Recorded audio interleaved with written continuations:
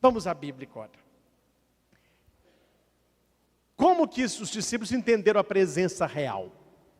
Agora eu vou só ler. Eu recebi do Senhor o que vos transmiti. Que o Senhor Jesus, na noite que foi traído, tomou o pão, deu graças e disse: isto é o meu corpo que é entregue por vós, fazei em memória de mim. Do mesmo modo tomou o cálice, esse é o cálice da nova aliança, do meu sangue. Todas as vezes que o beberdes, fazei em memória de mim. Assim, todas as vezes que comeis desse pão e bebeis desse cálice, lembrais a morte do Senhor, até que Ele venha. Estou lendo.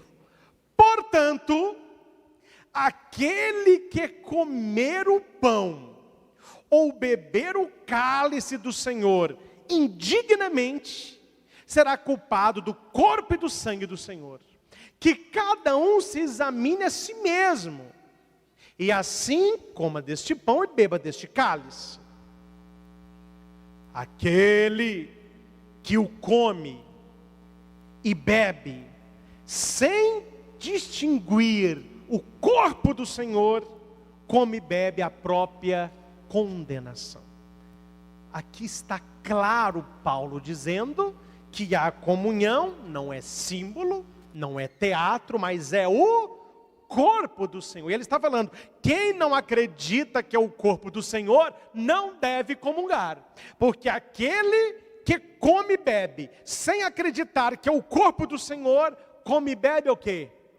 A própria condenação. Quem acredita e comunga, salvação. Quem não acredita e comunga, condenação. Mas não é dura a linguagem não, está na Bíblia. Eu não vou arrancar a parte da Bíblia para agradar você. Está aqui. Aqui está dizendo claramente. Então você leia esse texto para aqueles irmãozinhos que pegam no seu pé, porque muitos não conhecem. E eles não saberão explicar por que a Bíblia fala que a Eucaristia é realmente o corpo do Senhor. Rapidamente, eu quero mostrar para você, depois você vai ler, Ecclesiae de Eucaristia, é uma encíclica do Papa João Paulo II. Vai em qualquer livraria e fala, olha, página na internet é de graça. Página de graça. Ecclesiae de Eucaristia. O Papa João Paulo escreveu uma encíclica só sobre a Eucaristia. Dibuia nisso na sua casa, meu irmão. Leia cada dia um capítulo pequenininho. Leia, grife, para você ter uma cultura bíblica, uma cultura teológica, uma cultura doutrinal, né? Leia lá, falando sobre que a igreja faz a Eucaristia, e a Eucaristia faz a igreja. Quais são, interessante isso aqui, os 4 erros mais comuns contra a Eucaristia? Vou falar rapidamente, que eu quero rezar com vocês. Estamos no tempo ainda.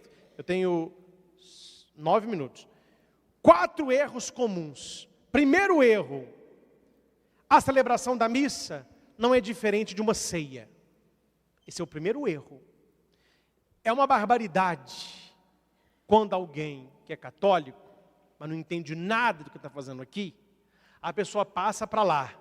Aí lá tem o cálice e o pãozinho. Aí a pessoa diz, é a mesma coisa. Lá na minha igreja era hóstia, aqui é um pão. A pessoa é uma ignorante eucarística. Ela não sabe o que é a Eucaristia. Se ela soubesse, ela veria que uma coisa é missa, outra coisa é Santa Ceia. Os protestantes têm Santa Ceia, que é memorial, é uma memória. Tem o quadradinho do pão, um cálice do vinho, eles comem aquilo, rezam. É uma presença simbólica de Jesus. Se eles não ajoelham, não adoram, não é Jesus, é uma lembrança da Santa Ceia.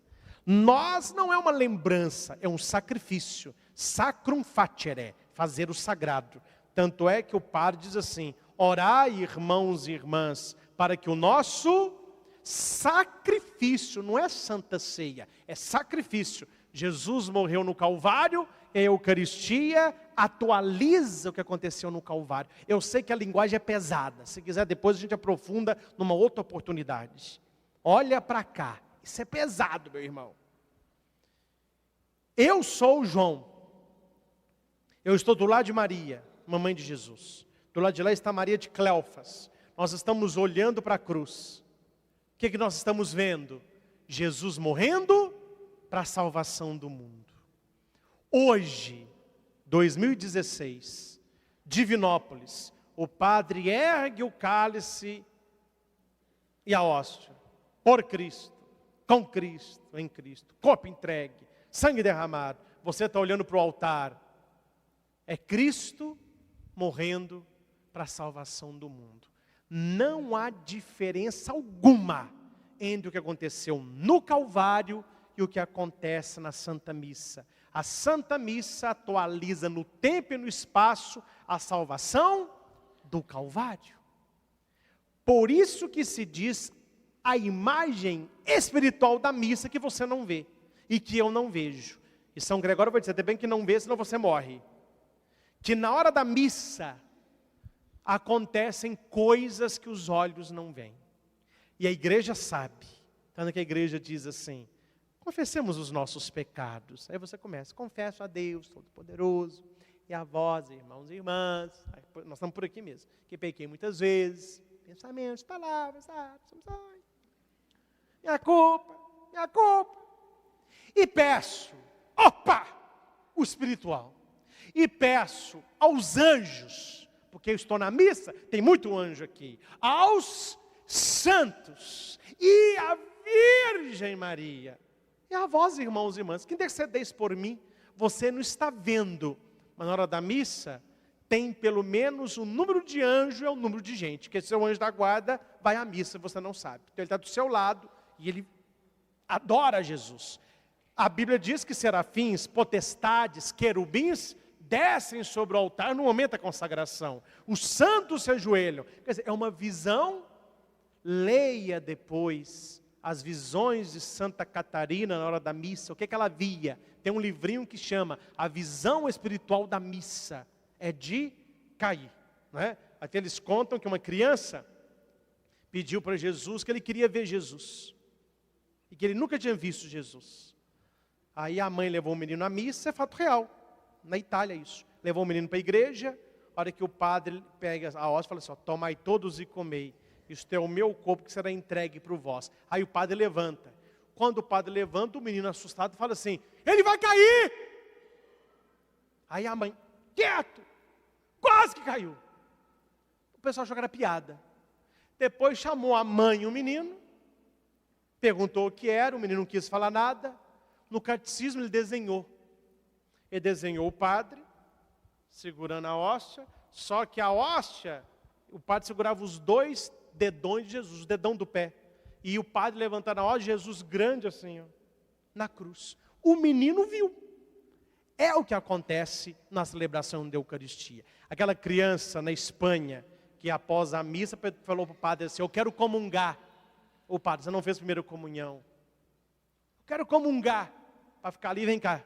Chegou na sacristia, pegou uma hóstia da lata. Toma, pode comer. Falou, esse eu não quero não. Eu quero que o senhor dá na hora da missa, aquele que brilha. Esse não tem brilho. Ele viu. Criança tem essas coisas. Mamãe e papai, presta atenção na sua criança, quando ela era pticolo. Entra com ela numa igreja e fica olhando a criança. Ela está vendo alguma coisa que você não está vendo. Ninguém nunca viu isso. Ela fica assim, aqui, ó. Aí você olha, não tem nada. E ela está encantada com alguma coisa. Faz a experiência. Pergunta para a mamãe e para o papai, quem já entrou com criança na igreja e achou que a criança estava encantada com uma coisa que ninguém estava vendo. Ela fica olhando para a parede assim, ó, e ri, e aponta. A mãe olha, não tem nada. É porque a criança é pura de pecado. Ela tem a visão espiritual aberta. Ela vê as coisas espirituais. Tem muito relato disso aí. Então a missa não é uma ceia de pãozinho e vinho. Presença real. Segundo o erro da Eucaristia, Deus está em todo lugar. Deus está na árvore, Deus está no passarinho, Deus está no rio, Deus está em mim, está em você, está na rocha também.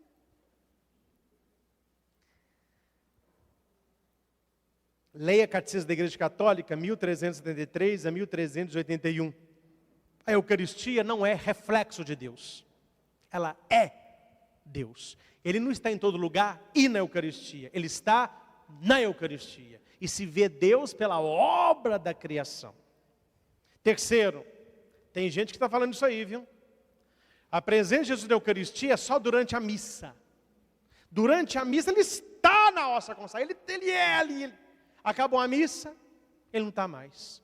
São essas pessoas de dentro da igreja que criticam reserva eucarística, falam que não precisam, criticam a adoração ao Santíssimo. Jesus é Jesus só durante a missa, depois da missa ele não está ali mais. E qual é o ensinamento da igreja? Enquanto existir matéria, existe presença real. Por isso, quando você comunga, você tem que comungar, e depois que comungar, qualquer fragmento na sua mão é comunhão, é eucaristia. Nunca, não, tem que comungar. Tem gente que recebe a hóstia na mão, comunga e nem olha a mão. Tem que olhar direitinho, se não ficou um fragmento. Vê o padre no altar, ele pega âmbula por âmbula, purifica uma por uma, olha se não ficou nenhum fragmento, bate o corporal, bate o sanguíneo, coloca água, bebe, coloca mais, bebe. Tem um lugar na sacristia que é uma gavetinha, todo corporal e sanguíneo vai para ela. Quem lava tem que pôr primeiro em água, lava primeiro na água pura, aquela água é jogada no pé de uma planta, depois que vai lavar com sabão, em goma. É a certeza que o fragmento é a presença real. É a presença real. Então não é só durante a assembleia reunida. E outra, o quarto erro que algumas pessoas têm cometido, a pessoa está com pecado grave. Ah não, eu vou comungar porque a comunhão é para pecador mesmo. A comunhão é para pecador mesmo. Mas o pecador quer mudar de vida, meu irmão. Quem não tem pecado, atira a primeira pedra. E diz para a mulher, vai em paz e não peques mais. Em outra linguagem, vai em paz e muda de vida. A comunhão é para todo pecador que deseja mudar de vida. Quem tem uma vida desregrada, uma vida de pecado grave, uma vida que não está nem tchum para nada, essa pessoa não deve se aproximar da comunhão, senão ela é comunga própria. Já li isso aqui para vocês hoje. Eu vou me abster do milagre de Lanciano, porque eu já falei sobre ele aqui na primeira pregação sobre a Eucaristia. Na internet está. O Mistério da Eucaristia, no YouTube, Projeto Luz e Vida. Foi feita essa pregação aqui. Eu apenas copiei de lá e pus aqui. Mas para a gente ganhar um tempo, eu já vou aqui para o que aconteceu com João Paulo II nos Estados Unidos. Com isso nós finalizamos. Olha que interessante. Depois você procura na internet, Milagre de Lanciano. Escreve Lanciano, como é italiano, CT, né? Lanciano. Mas Lanciano. Presta atenção nisso aqui. Isso aqui eu fiquei encantado. Minha mãe leu lá em casa e chorou. Meu olho encheu d'água também. Olha aqui. O site americanes.fatima.org, não sei isso aqui, divulgou o impactante relato de um acontecimento registrado no último dia da viagem de João Paulo II aos Estados Unidos em 1995. O relato é apresentado pelo padre Albert Brerne em seu artigo Uma Evidência Natural da Presença Real, a propósito de Jesus na Eucaristia. Preste atenção. Segundo o relato, o Santo Padre estava em Baltimore, visitando o seminário de Santa Maria, e quis fazer uma visita não programada ao seminário, à capela do seminário. Os responsáveis pela segurança pediram tempo para verem se não havia ninguém escondido. Percorreram imediatamente todas as dependências do edifício com cães farejadores, daqueles que ajudam a localizar pessoas em desabamentos de prédios e catástrofes naturais, a fim de certificar-se que não houvesse eventuais indivíduos escondidos na capela que pudessem fazer mal ao Papa.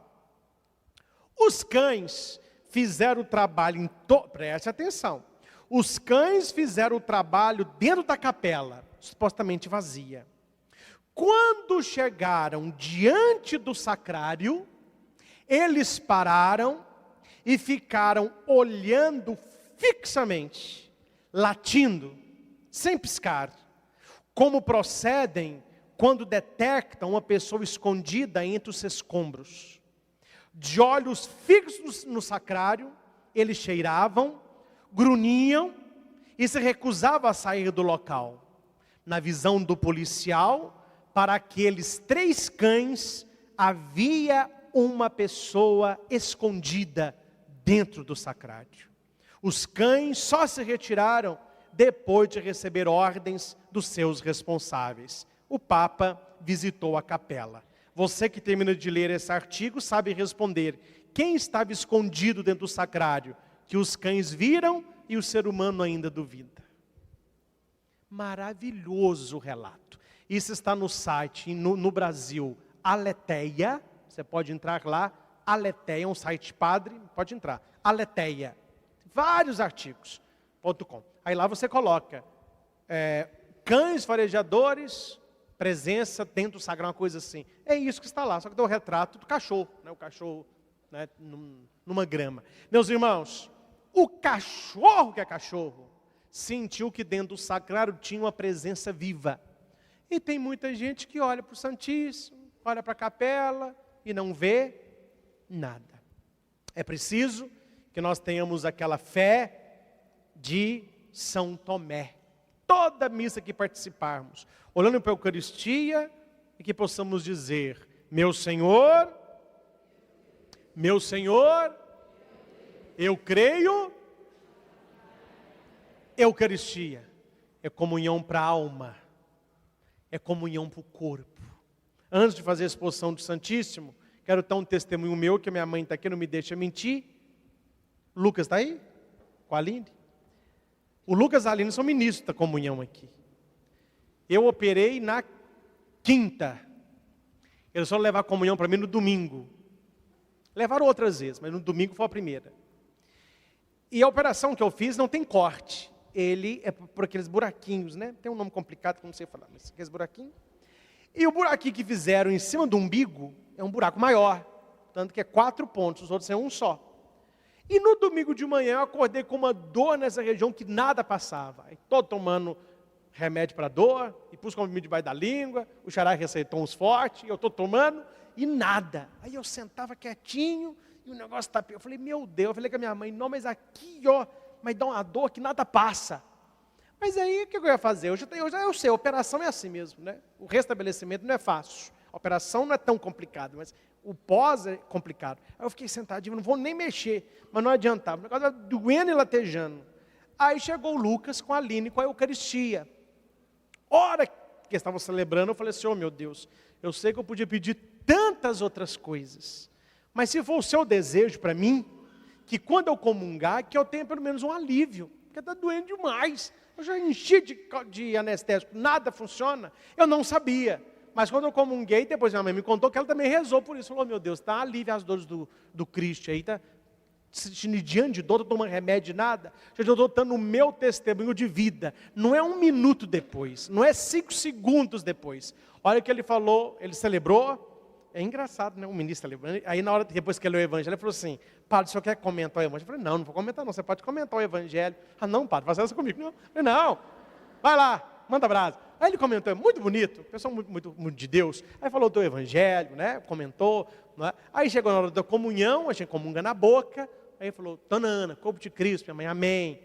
Padre Cristo, corpo de Cristo, amém. A hora que ele pôs a hóstia na minha boca, que eu abaixei a cabeça, foi a última vez que eu senti dor pós-operatória. Nunca mais doeu. Na hora, retirou. Gente, é a mão de Deus, não tem explicação. Como que numa questão instantânea, a dor foi diminuindo e meia hora depois ela sumiu. Ah, padre, foram os remédios que o senhor tomou. Não, doendo forte. A hóstia cai na língua, sumiu. Ele está. É presença real. Leia o milagre de Lanciano. É carne viva. Até hoje na cidade de Lanciano. Eles não sabem explicar como. É como se tirasse um pedaço da carne de alguém agora. Um pedaço de carne na luneta, do miocárdio. 5 pedacinhos de sangue no cálice. Vivo. Me explica isso. A ciência falou, não tem como explicar. Como que um pedaço de carne fica vivo fora do corpo da pessoa? Como que há séculos atrás, milagre de Lanciano, foi no século VIII. Até hoje, o sangue são 5 pedacinhos. No dia de Corpus Christi, o sangue se liquefaz. Tem a procissão, acabou a procissão, ele volta. Gente, não tem o que você falar. Como que você me explica que um sangue do século VIII até hoje fica num cálice, um sangue vivo?